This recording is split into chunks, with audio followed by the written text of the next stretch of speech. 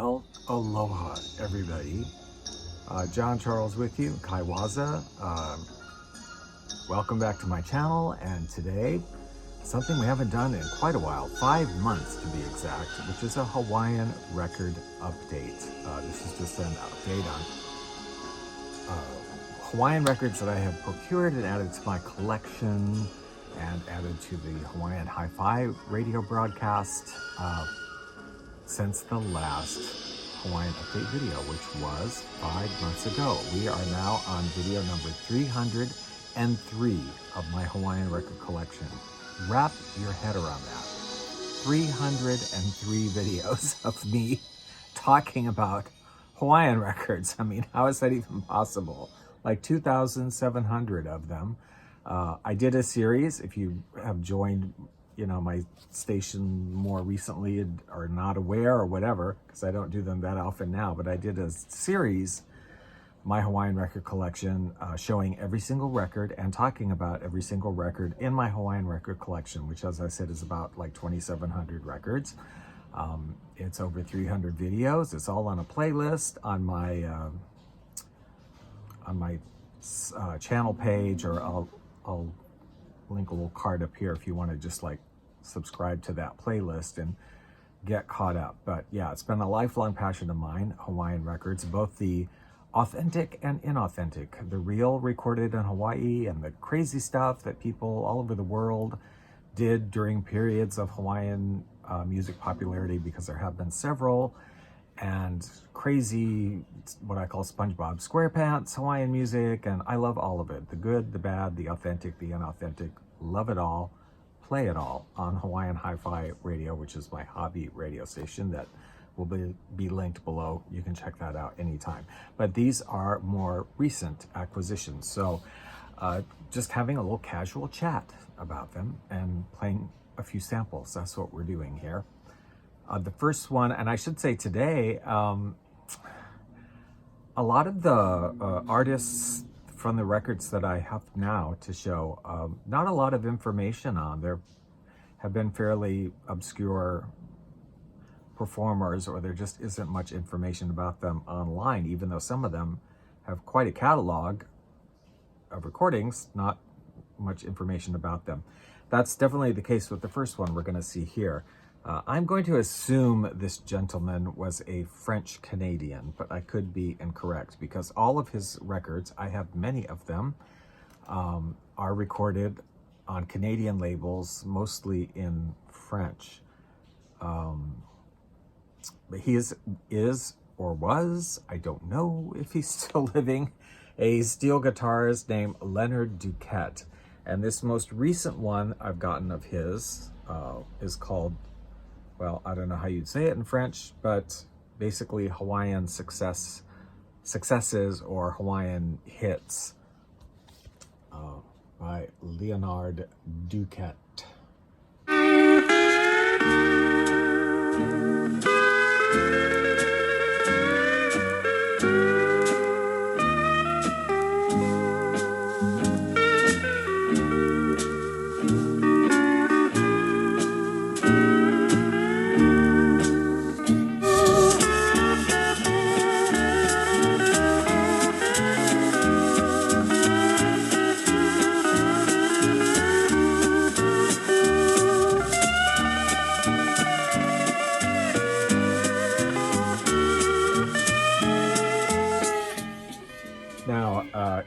His albums are all instrumental. Some of them are fully Hawaiian, and a lot of them are not. They're like dance albums, kind of like ballroom dance albums, where there's like a couple foxtrots and a couple tangos and a couple waltzes of different kinds of popular songs, all performed on this steel guitar.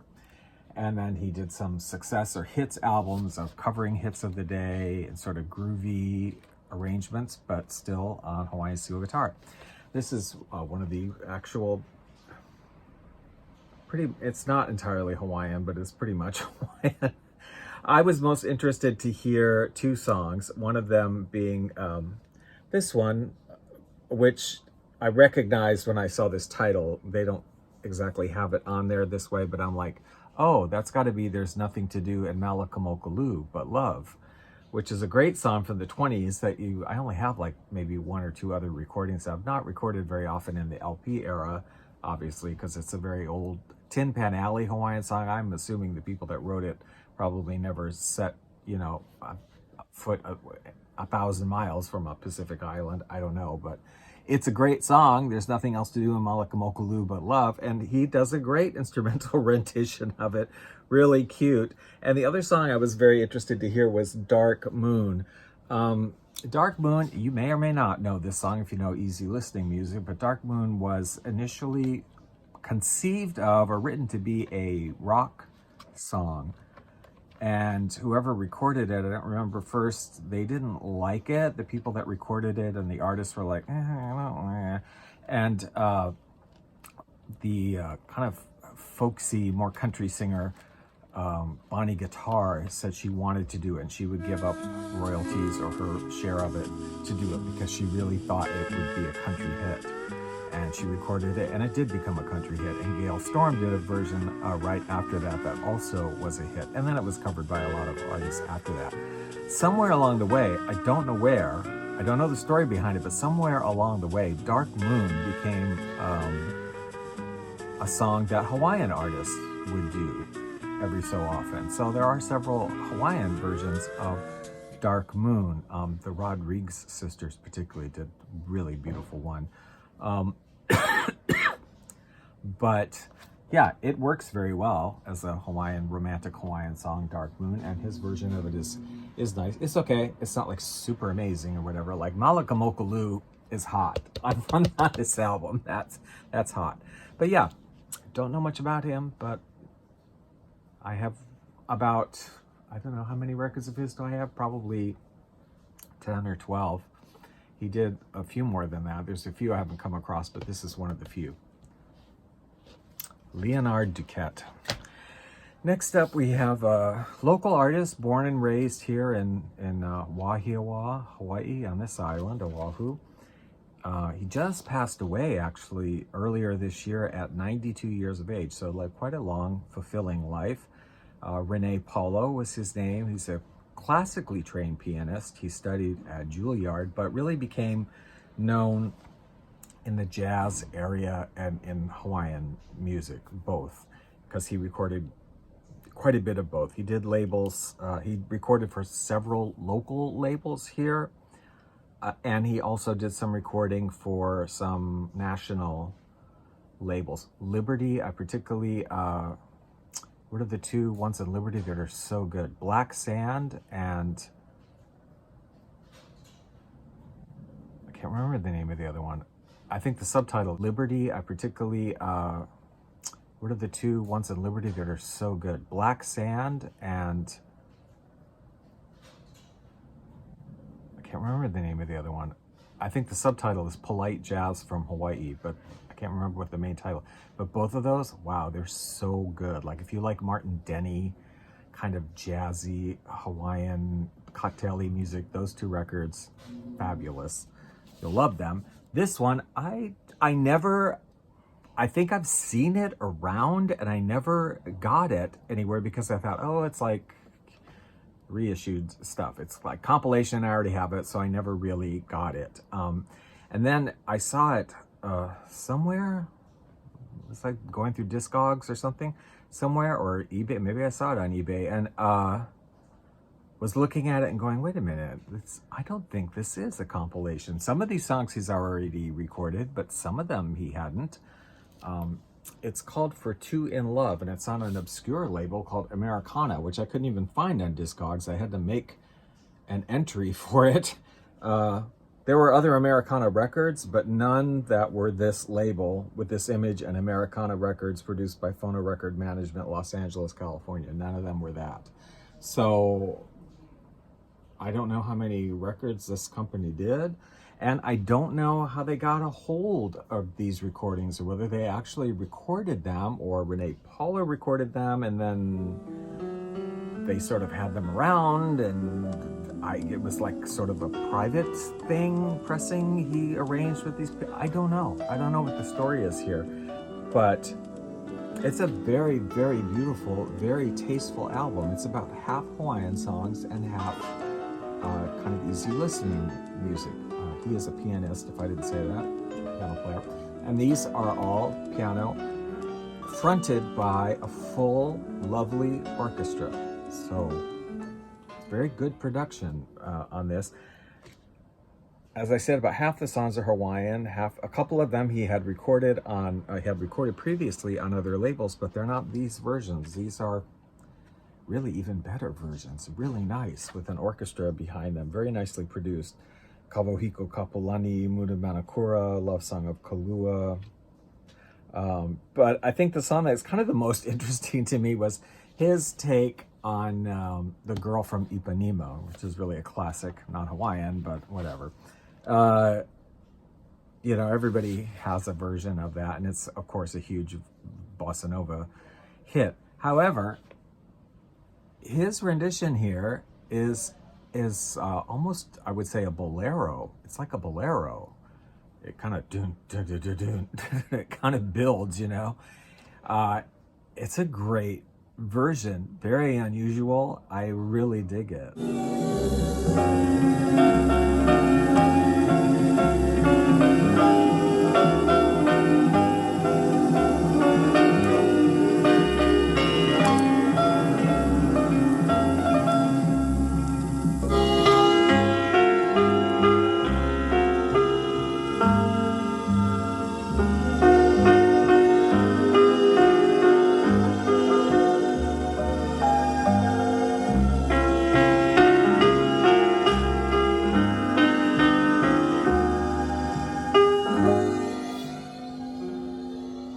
Renee Paulo. I don't know when it was made. I think I made the Discogs entry for it because I couldn't find it in Discogs either. So who knows the story of this record? Many mysteries today. Many mysteries. Next is Viking. Viking Records out of New Zealand did like tons of Polynesian records in the 60s, 70s, maybe the 50s too. I don't know, but yeah, 50s. This album, I jumped on it when I saw it. I think it was a Discogs purchase. I'd never seen it before, and I love the artist. Bill Sevesi and his Islanders, Tahiti, it's called. I love the cover with the lady with the burning coconut husks. I love when they dance with those. It's great. Bill Savesi was a steel guitarist, okay? Originally from Nuku'alofa, Tonga. He is Hapa, I think he's like German and Tongan or something. And he served in World War II. After World War II, he formed Bill Savesi and the Islanders, and they recorded massively. Again, there's probably like 30 records out there by Bill Savesi and his Islanders, and he also did backup for many other artists, most notably Daphne Walker, who was a very beloved, I think she was Maori Samoan or something, singer of South Pacific songs and some Hawaiian songs too, and has a large catalog herself of singing. He was most commonly a backup group for her and her recordings. This one, though, some of his records are a mix of vocal and instrumental. There might be a couple instrumental ones, maybe, that are all instrumental. Most of them are a mixture. I was a little disappointed because this one, and I love his instrumental music, especially. I love steel guitar. I just love a good steel guitar instrumental that just takes me into this bikini bottom world of SpongeBob SquarePants or whatever. And Bill Savesi definitely does that. I have to say, I'm a little bit disappointed. 1971, actually, this record is from, by the way. A little bit disappointed with this one because it's vocal. It's a vocal album. So it's singers singing, they're very nice. I'm not knocking them. They're totally great. Singing Tahitian songs. But you just get, a little bit of that Bill Savesi, a little bit of that steel guitar, and a lot of singing. There are, I think, two or three songs that are drumming. I love Tahitian drumming. I mean, that's cool. But I was a little bit disappointed because this wasn't super cheap, and This was not like a dollar bin record. And I didn't want, and I was hoping to hear more steel guitar because I just love his steel guitar stuff.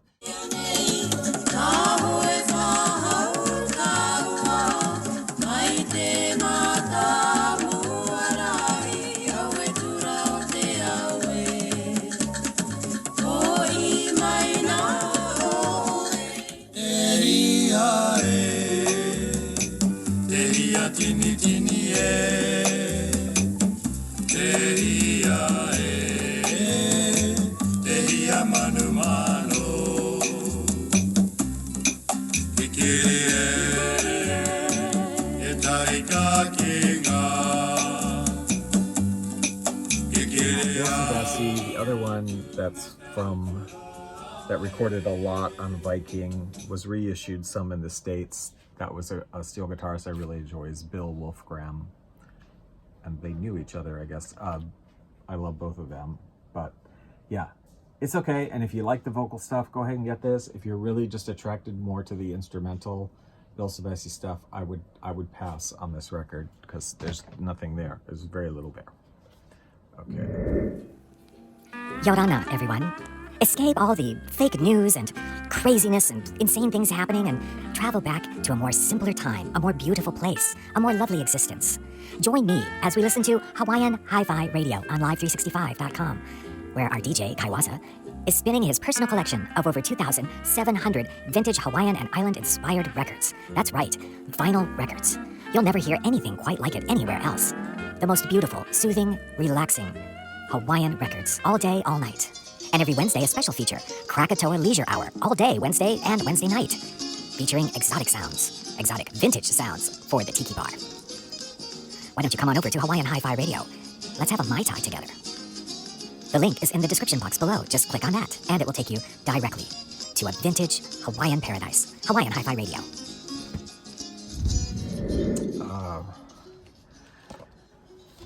Next up, okay, this is kind of another disappointment. I'm sorry to be like Debbie Downer here today. Sorry. Again, not a cheap record. I had a couple in this series. It's from Japan, and I didn't get the others in this series because they were compilations of earlier stuff, and I had most everything else on them, so I just didn't want to pay the ticket price, admission price there was kind of high for something that I already really had everything from. But this one had things I didn't have, as some of the other in this series have done, but it had things I didn't have, and it had one particular song that I was really wanting to get a hold of. This is a Japanese series called Immortal Hawaiian Music Series. This is volume 3. Sam Koki and his Paradise Islanders, the Waikikians, who were also Sam Koki, and Eddie Valencia's Beachcombers. Right there. So this is all very early music. It's all, well, it's in Japanese, but thank God for Google Translate. It's all in, these are all would have been 78 shellac records, right? These are all songs like from the 1920s, 1930s. It's all, yeah, would have been shellac recordings. So good to have them on vinyl, because that shellac, honey, you'd be breaking that stuff if you'd be looking at it the wrong way. It's that, I don't know if you've ever dealt with shellacs, but just had a friend get one in the mail that was cracked. I don't know how they ever mail them without them shattering into 1,000 pieces. Anyway, the reason I say it's not disappointing musically, right? Like, it's beautiful, it's wonderful. Sam Koki is a great steel guitarist. The singing is great. Interesting selection, Ebb Tide, which is not the normal Ebb Tide, it's Ebb Tide in Ta'ua, which I love that song. My Hawaiian Queen, I love that song. Has Kanaka Nui Hotel, which you very seldom get a recording of. That's kind of, probably wouldn't be recorded today, but you know, in Hawaii, ethnic humor was always a thing because there's so many different kinds of people here, and there's so much intermarriage and so much whatever. It's just like people loved ethnic humor. And that song, even though it's in Hawaiian, pokes a lot of fun at people ethnically, and it talks about, it's in Hawaiian language, so you wouldn't know really if you didn't know, but it's like, oh, the white lady goes to the Royal Hawaiian Hotel where all the rich people go, and she flirts and all of this. And the Japanese lady, she goes to the Nakamura Hotel and eats her Simon. And then, you know, the Chinese lady does this. It's really funny. Like, they just kind of poke fun at everyone. But Kanakanui Hotel, you don't hear it very often.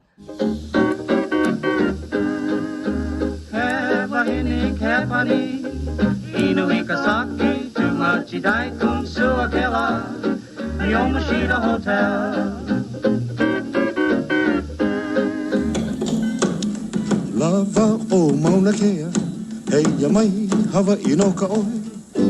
Lava o Mauna Kea, Yamai, Hawaii no Kaoi. Lava o Mauna Kea.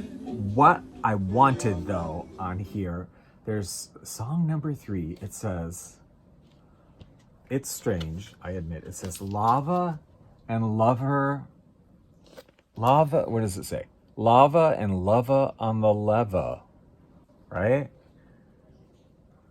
Now, I frequently see things that, where is that? Oh no, I'm not even showing it to you. So that really jumped out at me when I saw that, because I'm like, oh my gosh, I think I know what that is.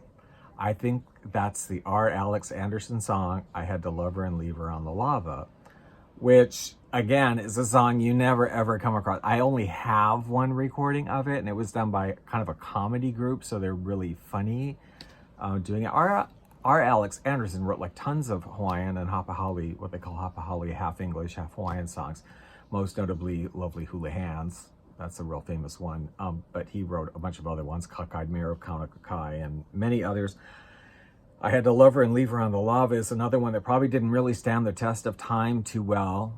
And it didn't really make it through the 50s, and it wasn't on all the recordings that were done in the 50s and 60s. So very few recordings of it. And I thought this was going to be one. And I want a straight version of it, because the only one I have is kind of a comedy. And I'm like, oh no, I want somebody to sing it straight like a hula. You know, it is a funny song, but like you could totally do it. It's cute, and you could totally do it as a straight song. So I got it for that reason. And again, it wasn't super cheap. And I ordered it because I really wanted I Had to Love Her and Leave Her on the Lava. And that's not what the song was, even though, like, what else could it be? I mean, lava and lava on the leva? I mean, what else would that be? It's like a misprint or something when they're like, oh, I had to love her and leave her on the lava. It's not. It's some song I've never heard of before called Lava.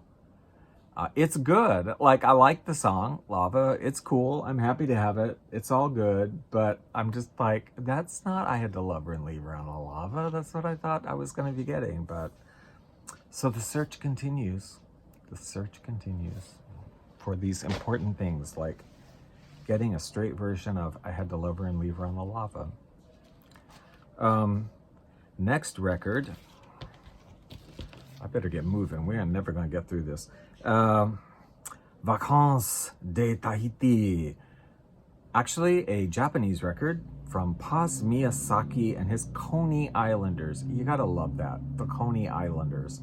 I have many recordings from him. He was an active from the 40s through the 60s in Japan, steel guitarist.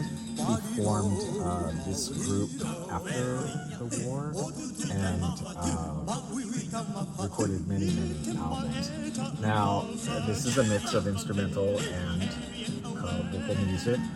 Particularly, I got it because, again, it was not cheap. Most everything I'm finding nowadays for Hawaiian is not, it is not dollar record bin stuff. Because I love when Japanese Hawaiian groups, Hawaiian music was, I think still is, but was very popular in Japan at a certain time period. And in the summertime, most of the radio stations would play Hawaiian music and people would listen to it. And they have little Hawaiian resorts in Japan and places where you can go or watch hula and indoor swimming pools with water shows and whatever. Like they are very into Hawaii, into the Polynesian thing. And they play that music in the summertime. So he recorded like 30 albums, some incredible amount of albums. But I love when they do Tahitian records, because their Tahitian music, if you're familiar with it, has a very particular kind of rhythmic sense to it that's different from a lot of other music. Very percussive logs and drums and things, and I love it. When Japanese people do it, it's a little different because they have a sort of different feeling of rhythm, right? Culturally or whatever, than the Tahitians do. So when they interpret it, they do their renditions of it. It's a little different than what you would hear in Tahiti or in Hawaii or whatever. Like the rhythm is kind of different, but I enjoy it and I love it because they use all kinds of like weird percussions and little drums that are not beating in a rhythm that I would think would be like, if this was Tahiti, they'd be going like, what are they doing? Like, okay, like I don't get it, but I love it. I love it. And this is a great record. Totally enjoy it. Totally enjoy it.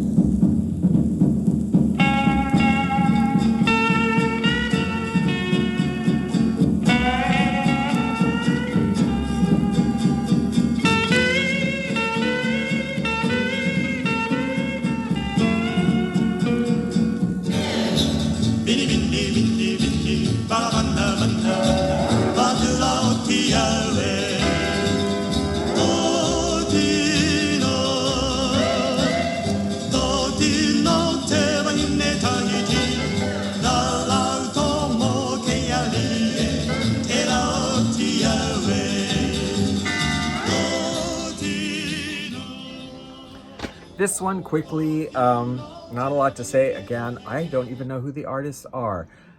I assume we all know who, well, I shouldn't assume that. I'm going to say I assume we all know who Ed Sullivan is, but maybe we don't. Ed Sullivan was TV personality, passed away in 1974. Was at one time a sports reporter, entertainment reporter, wrote a column for a New York paper, but he was the creator and the host, most famously, for the television show Toast to the Town, which eventually became the Ed Sullivan Show, which we probably all have heard of. He is responsible. I don't know what his role was in these records, but somewhere along the way, about a dozen records came out with his name on it, presenting various musicals, Broadway musicals, and one was done called Ed Sullivan Presents the Songs and Music of South Pacific. I'm gonna wash that man right out of my hair. She's gonna wash that man right out of her hair. I'm gonna wash that man right out of my hair and send him on his way. If the man don't understand you, if you fly on separate beams, some enchanted evening, someone may be laughing. You may hear her laughing.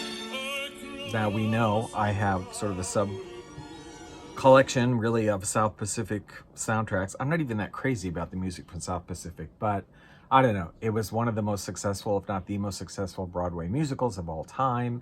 A million, which came out in the mid-late 50s. This record's from 1959. Everybody jumped on board and everybody was doing cover versions of the South Pacific soundtrack, and budget labels and major labels alike. So I don't know what the story is. There's no credit given to any artists on here at all. It's just Ed Sullivan Presents South Pacific. And there were a bunch, like I said, a dozen other ones. I think a dozen. My friend Scott probably can comment below on exactly how many there were, because he probably has every single one. I don't, but I did pick up this one somewhere. This was a cheapie. Ed Sullivan Presents South Pacific. And as South Pacific covers go, it's good. I mean, yeah, it's quite good. It's credible, nice, very nice orchestra, very nice singers and soloists. Don't know who any of them are, but I can tell you it originally cost $3.98. But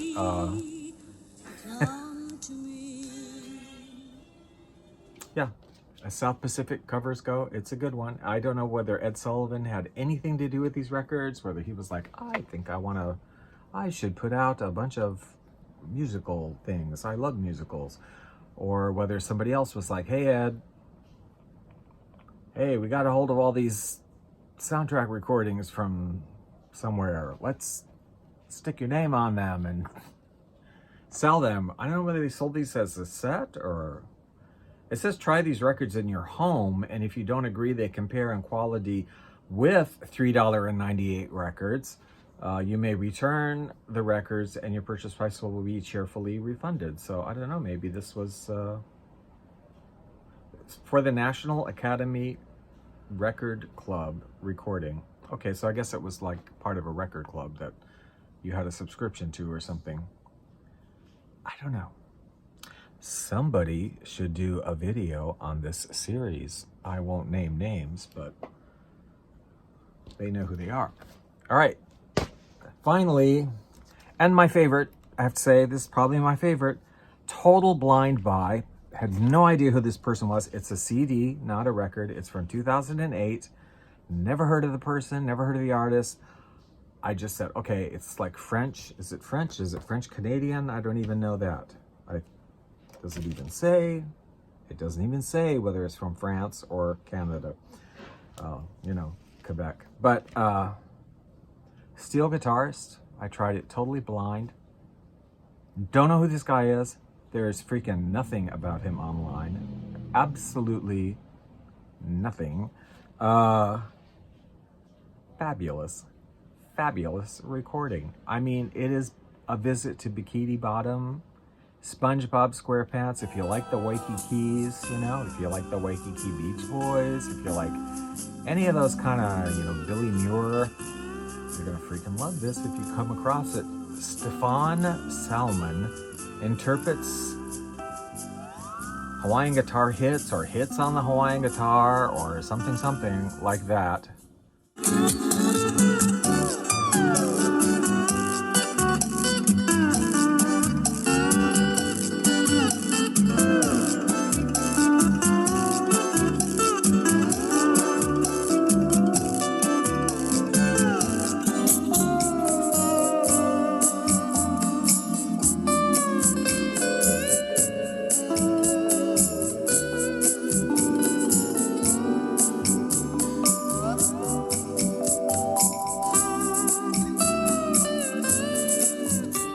Amazing playlist full of songs I've never heard of before because they're, I don't know if they're just original compositions or one-offs or something, but oh my gosh. If you, like I said, if you love that SpongeBob SquarePants, Waikiki's kind of Hawaiian music, this is fabuloso.